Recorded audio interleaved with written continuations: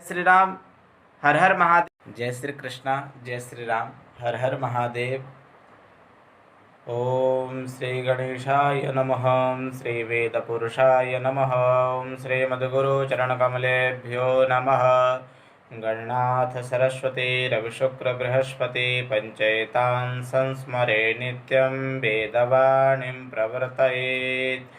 गुरुर्ब्रह्मा गुरुर्विष्णु गुरुर्देवो महेश्वरा, गुरुर्साक्षात् परं ब्रह्म तस्मै श्रीगुरवे नमः।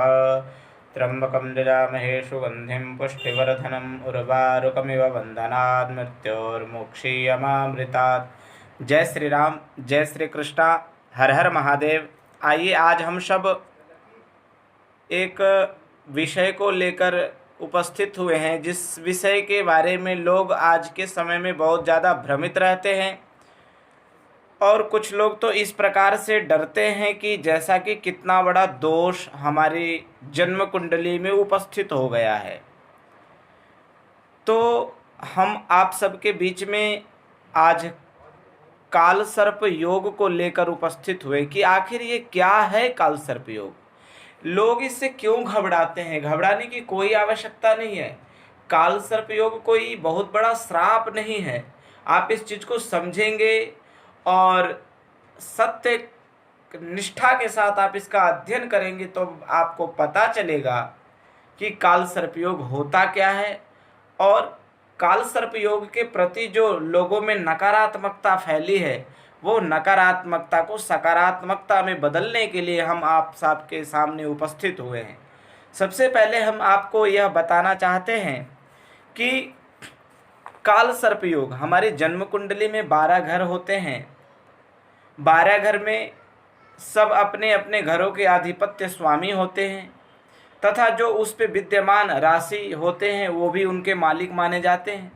तथा राशि के अनुसार उस ग्रह पे 12 घर है कुंडली में, तो हर एक घर में कोई ना कोई ग्रह भी विद्यमान होते हैं। जैसा कि आप सब जानते होंगे 9 ग्रह हैं, नवग्रह जिसे कहा जाता है।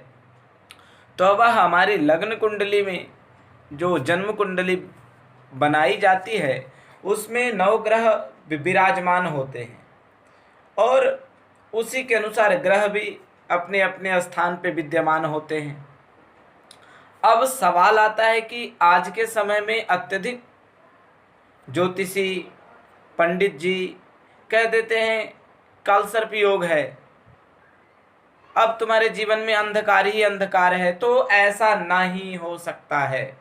आप इस बात पे गहराई पूर्वक अध्ययन करें और योग्य विद्वता जिनके पास है, विद्वान ब्राह्मणों से संपर्क करें और उस चीज़ों के बारे में कुछ लक्षण बताई गई है काल सर्प योग का, वह मैं आपको बताऊंगा।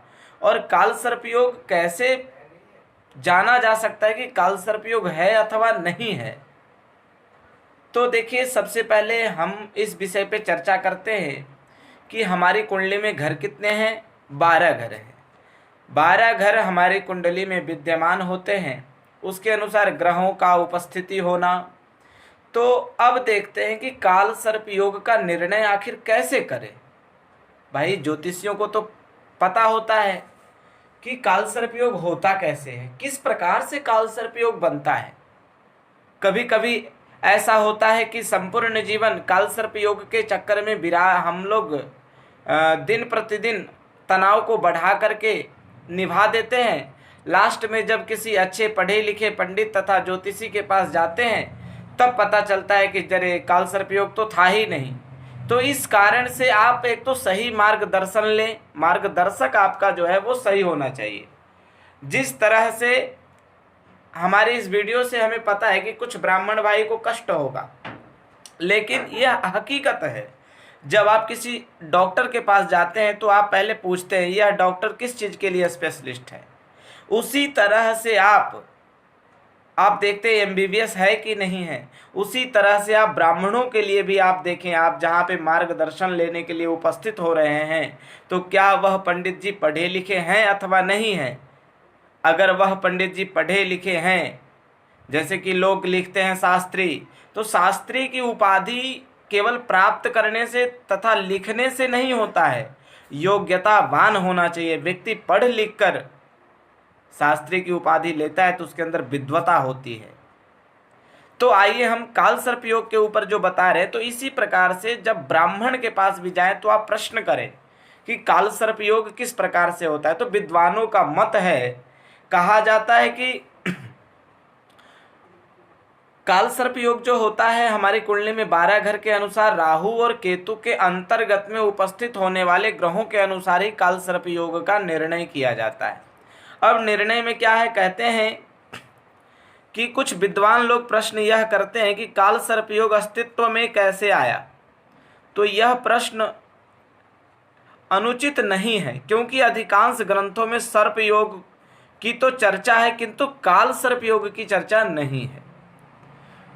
कहा जाता है फलित ज्योतिष और श्रद्धावान सामान्य जन को आंतकित करके वाले इस काल सर्प योग की वास्तविकता शास्त्र विरुद्ध है। राहु और केतु दोनों के बीच में 7 ग्रहों की स्थिति को काल सर्प योग की भयानक संज्ञा दी गई है।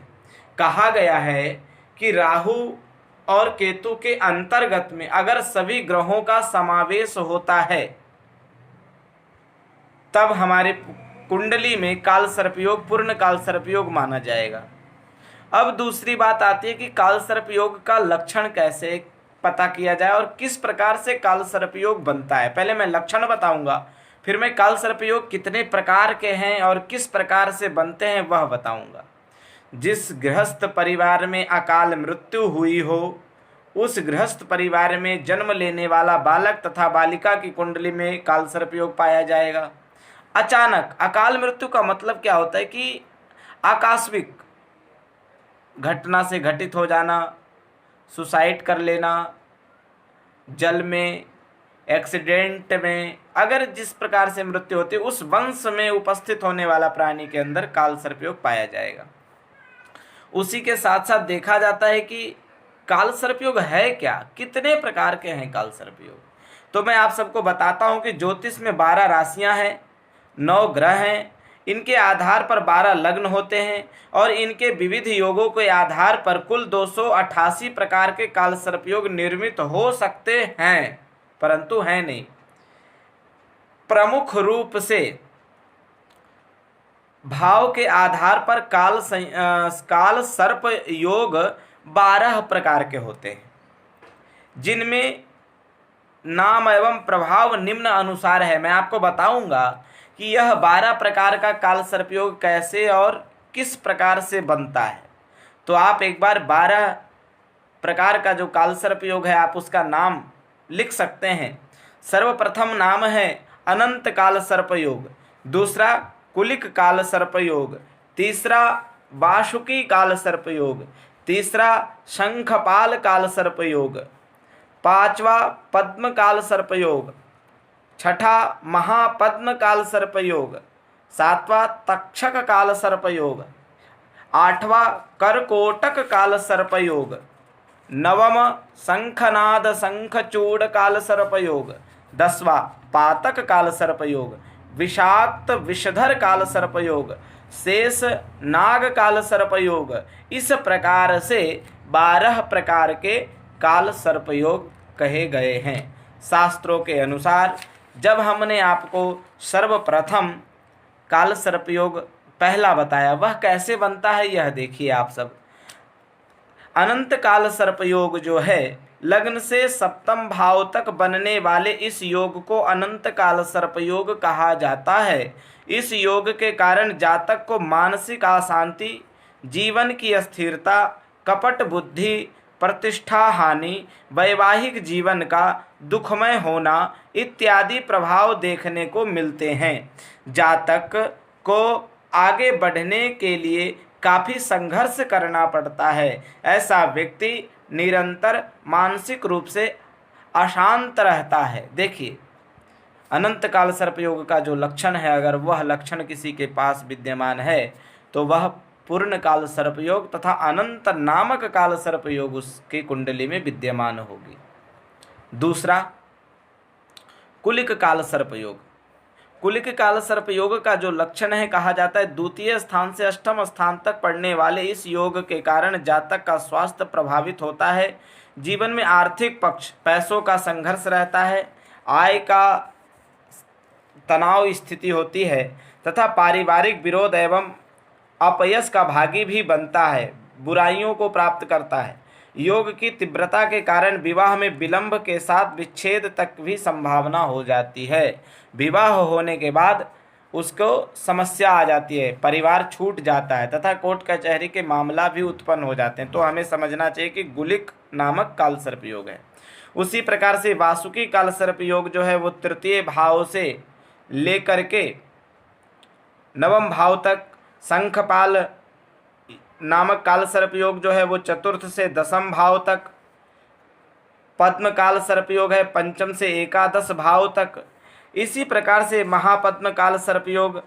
कुल मिलाकर कहने का तात्पर्य यह है कि अगर कोई भी काल सर्प योग हमारी कुंडली में बनेगा तब राहु और केतु के अंतर्गत में ही सारे ग्रह उपस्थित होंगे, तभी माना जाएगा कि काल सर्प योग है। अथवा अब मन में आप सबके एक प्रश्न उठता है कि एक ग्रह बाहर है, तो पंडित जी लोग कह देते हैं कि आंशिक काल सर्प योग है। तो उसमें भी हम देखेंगे कि हमारा जो है सनातन धर्म तथा ग्रंथ वेद शास्त्र क्या कहता है, इसका प्रमाण क्या है। ज्योतिष शास्त्र में कहा गया है कि राहु और केतु के अंतर्गत में सभी ग्रहों का समावेश होने के उपरांत जातक पूर्ण काल सर्प योग का भागीदारी होता है। तो इस प्रकार से 12 प्रकार के काल सर्प योग हैं। और जब आपको कोई व्यक्ति, कोई ब्राह्मण, कोई ज्योतिषी कहते हैं कि काल सर्प योग है आपकी कुंडली में, तो मैं आपसे यह जरूर बोलना चाहूँगा कि आप उस ब्राह्मण ज्योतिषी से जरूर पूछिए कि पंडित जी हमारे जन्म कुंडली में कौन सा काल सर्प योग है, इसका नाम जरूर बताएं। और सबसे बड़ी बात यह है, अब मैं इसकी शांति की पद्धतियों को भी आप सबको बताऊंगा कि काल सर्प योग जो है उसकी शांति शास्त्रों के अनुसार सबसे अच्छा तथा सबसे उत्तम ज्योतिर्लिंग, 12 ज्योतिर्लिंग हमारे भारतवर्ष में विद्यमान हैं, वहीं पे जाने के उपरांत ही यह काल सर्प योग का निवारण उत्तम है। अगर आप वहां जाने में असमर्थ हैं तो आप इसका पूजन कोई शिवालय में करवा सकते हैं। शिवालय में आप करवाएं तो कम से कम कलयुग प्रथम चरण में चल रहा है, तो 1.25 लाख महामृत्युंजय मंत्र का जप हो और प्रत्येक दिन पूजन के दिन रुद्राभिषेक, ब्राह्मणों के द्वारा महामृत्युंजय 1.25 लाख मंत्र अगर नहीं जपा गया तो काल सर्प योग की शांति नहीं होगी। तथा नाग नागिन का जोड़ा गंगा जी में प्रवाहित करें और अपने पुराने वस्त्र का त्याग करके नव वस्त्र को धारण करें। जिस तरह से सर्प अपना केचुल छोड़ता है, उस तरह से आप एक नया वस्त्र धारण करें जिससे कि काल सर्प योग का निवारण हो और आपका जीवन सुखमय व्यतीत हो। कहा जाता है अनंत वासुकिम शेषम पद्मनाभम चकम्बलम शंखपालम धृतराष्ट्रम तक्षकम कालियम तथा एतानि नव नामानि नागानां च महात्मनं सायंकाले पठे नित्यं प्रातः काले विशेषतः। नर्मदादय नमः प्रात नर्मदाय नमो निशि नमस्तुस्तु नर्मदे तुभ्यं त्राहि मां विसर्पतः। जिस प्रकार से यहाँ पे महादेव की स्तुति करके इस काल सर्प दोष का जो हमने निवारण बताया, यही इसका एक परम लक्ष्य है। और अगर आप इस प्रकार से काल सर्प योग का निवारण करते हैं तो आपका काल सर्प योग से मुक्ति मिलेगी तथा काल सर्प योग शांत होगा, जीवन में आने वाली हर एक समस्याओं का समाधान होगा। और अगर आपको सिर्फ ये पता होगा कि काल सर्प योग है तो शंका का समाधान कभी नहीं होता। इसलिए अध्ययन पूर्वक योग्य विद्वता व्यक्ति, विद्वान जनों से संपर्क करके ही आप अपनी कुंडली का विवेचन कराएं तथा जीवन में परामर्श लेने की जब जिज्ञासा होती है तो आप उस तरह से आप जानकार व्यक्तियों से संपर्क करें तो आपके जीवन में उपस्थित होने वाले हर एक समस्याओं का समाधान होगा। दूसरी बात यह भी कहना चाहता हूँ आप सबसे कि कभी भी आधा अधूरे ज्ञान वाले जातक से संपर्क ना करें। कहा गया है कि अधरत गगरी छलकत जाए, आधा गगरी पानी लेकर चलेंगे तो ज़्यादा छलकेगा। इसी तरह से हमारे सनातन धर्म में जो आधा अधूरे ज्ञान वाले विद्वान बैठे हैं वह बहुत ही घातक हैं। इसलिए सही व्यक्ति से मार्गदर्शन लें। जय श्री राम। हर हर महादेव। ओम नमः शिवाय।